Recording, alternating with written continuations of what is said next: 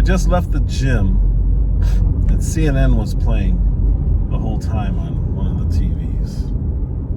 And while I wasn't paying attention because I was listening to music, I do have a question. The whole time, they're still covering the insurrection trial, or the insurrection hearings. The question is, why is this still a thing, and why is anybody believing this? I had somebody laugh at me because I laughed at the supposed insurrection. When I was talking, I went, insurrection, and they were like, you don't believe it happened? More than one person. They still think people died. They still think police officers were killed. Pain and the struggle on display during that day did not end on January 6th. In fact, in quick succession in the days after, 4 police officers who fought that violent mob went on to take their own lives, all in the wake of the attack. Somebody was crushed. Somebody was beaten to death with a fire extinguisher. The aftermath of the violent assault on Capitol Hill, including, as Anthony just said, the death of a police officer who responded to the riot. He was allegedly hit in the head with a fire extinguisher. Think about that for just a second. 5 people are now... Well, good morning. A lot of the focus this morning is on that fallen officer who died from injuries sustained during that violent riot. They believe all this stuff still. It's all been proven wrong. U.S. Capitol Police officer who was injured while confronting rioters during the January 6th insurrection died of natural causes 1 day after the attack. According to the Washington, D.C. Chief Medical Examiner, Brian Sicknick passed away after suffering 2 strokes. Investigators initially believed Sicknick was hit in the head with a fire extinguisher. Then they later thought the 42-year-old had ingested a chemical substance, possibly bear spray, that contributed to his death. The coroner's finding of natural causes may lessen the chance that anyone will be charged in Sicknick's death. But they still believe it. What are we doing here? People, wake up. Come on. Come on. How can you have an insurrection and not one person be charged with treason or insurrection? Not one. Not one. I'm going to find clips, and I'm going to show you all the charges for everybody who was arrested.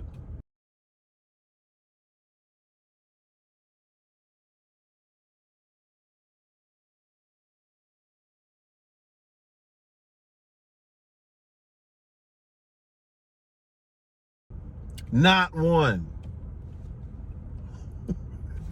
Moreover, how can you have an insurrection and not one person had a gun? Not one gun charge. You know what the weapons of choice were? Flagpoles, sticks, and I think that's it. There may have been a riot shield here and there used against the police, but the weapons charges, no guns. Really? You really think this was a planned event in which they have record now that they said, don't, the Oath Keepers, the worst of the group, they said, don't bring any weapons, don't bring any guns. We're going to take over this country and the government using our flagpoles. Anybody who still believes that this was an insurrection, answer those questions. Why were there no guns by the people trying to take over the country? And why was nobody charged with trying to take over the country? Everyone was charged with trespass or some charge in relation to their conflicts or interactions with the police. They get into a shoving match, they get charged with disorderly, whatever they got charged with. No one was charged with treason.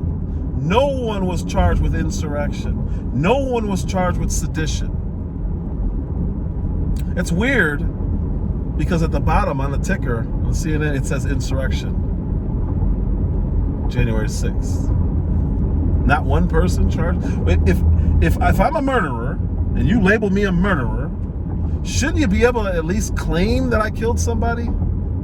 Or do you just stick with the name calling because that's what you know people will be attracted to. Murderer! Murder? I'm not even charged with murder. There's not even a body. That's what they're doing with this insurrection nonsense. Trump ordered them to go down there, and this was pre-planned online, and they came in advance, but they all forgot their guns, and they all forgot to insurrect.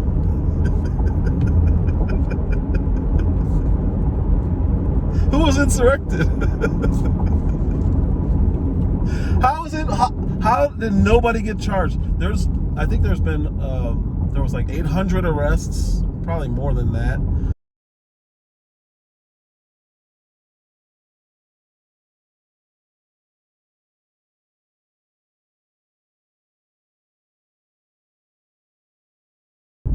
Or somewhere around that number. I'm not exact. I'm never exact. You know why? Because these things can never be figured out. We'll never know the truth. Not one charged with treason, sedition, insurrection, conspiracy, nothing. It's all trespass, and you're still gonna call it insurrection. So they put on this whole charade. Oh my God, this trial is it's hilarious. It's hilarious. People crying and doing all this nonsense.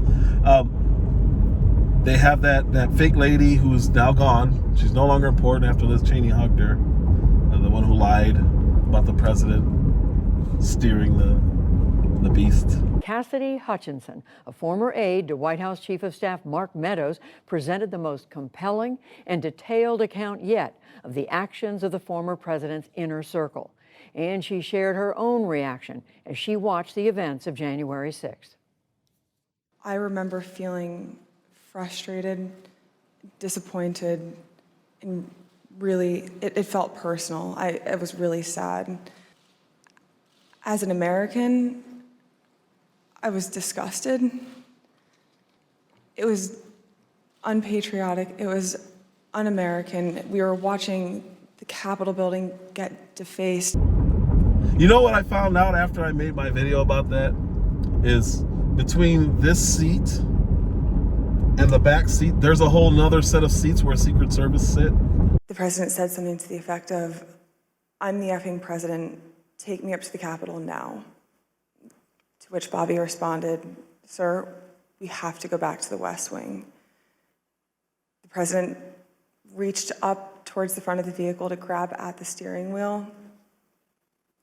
Mr. Engel grabbed his arm, said, "Sir, you need to take your hand off the steering wheel. We're going back to the West Wing. We're not going to the Capitol." Mr. Trump then used his free hand to lunge towards Bobby Engel. And when Mr. Ornato had recounted this story to me, he had motioned towards his clavicles.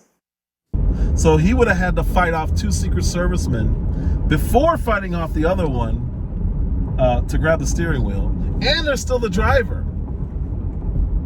So officials say the Secret Service agents involved that she's talking about, both Engel and Ornato, are ready to testify under oath, and that they do dispute her account. Our CNN security correspondent Josh Campbell has more. Josh, I mean, isn't it just so clear the American people need to hear from them under oath if they're disputing this?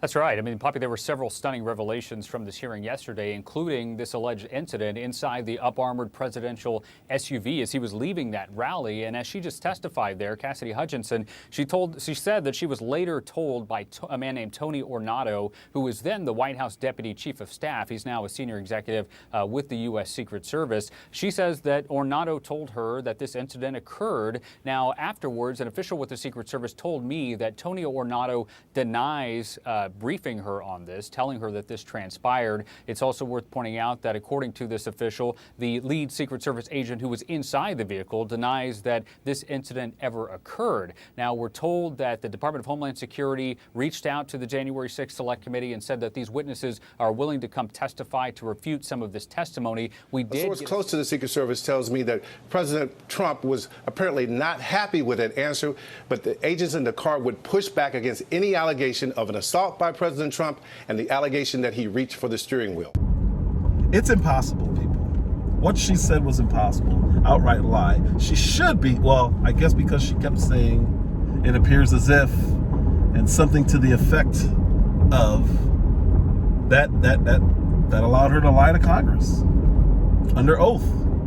They don't care about the Bible anyway, so I'm sure she didn't have no problem swearing on the Bible.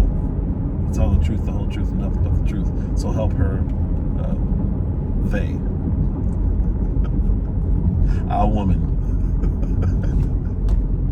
We ask it in the name of the monotheistic God, Brahma, and God known by many names, by many different faiths. A man and a woman. All this stuff can be researched. All of it. What this really is a declaration. We're going to stop Trump from running again. That's what this is. We're going to keep people distracted and not thinking about the Hunter Biden war. That's what this is really about. We're going to not allow people to pay attention to our impact, our being the Weekend at Bernie's administration, our impact on inflation, on gas prices. Did you know that at his worst, President Trump was, I think it was during the supposed insurrection, President Trump's approval rating was at 34%. In that Charleston incident where they lied and made it somehow Trump being racist, in that incident, his approval rating was at 35 or 34%. The latest polling across the board, real clear for Biden, was in the upper 20s to 32%. And there's nothing like what happened then happening now. That's how bad he is. He's got a worse approval rating than Trump did at Trump's worst, or what CNN declared to be his worst. That's what this is about. This is about distracting away from that kind of stuff. Because everybody now knows, as he's sitting there holding cue cards that tell him when to stand up, when to sit down, when to speak, when to stop speaking, who to call on, he can't be running the country. They now see that he can't be, because otherwise, why would he have that? Repeat line. Why would he have that? Repeat line. Why would he have that? Repeat line. Why would he have that? He's clearly not there. I mean, he's physically there, but he doesn't know what's going on. He's being shuffled around, dragged around, protected from actual questions. And when you see him being asked questions, his eyes are like this because they fill him up, they pump him up with Adderall so he can focus. Repeat last line. So he can focus. Repeat line. So he can focus. Insurrection. Anybody who believes that, what do you call what happened in Arizona when their Capitol building was overrun and there were still workers in the building? They weren't out to lunch. There were still workers in there and had to stay there as these people tried to break in, beating on windows, trying to break windows. What do you call that? Nah. Antifa's just an idea. They're not real people. The 0.5 people who were arrested were let go immediately. Immediately. Go somewhere else. You can't do that here. But if you're a Proud Boy and you're a black Cuban, you're a white supremacist. They're still calling Mayra Flores a racist. But don't worry, they're just tacos anyway. They're not actually. She's not the right kind of taco. Breakfast burrito.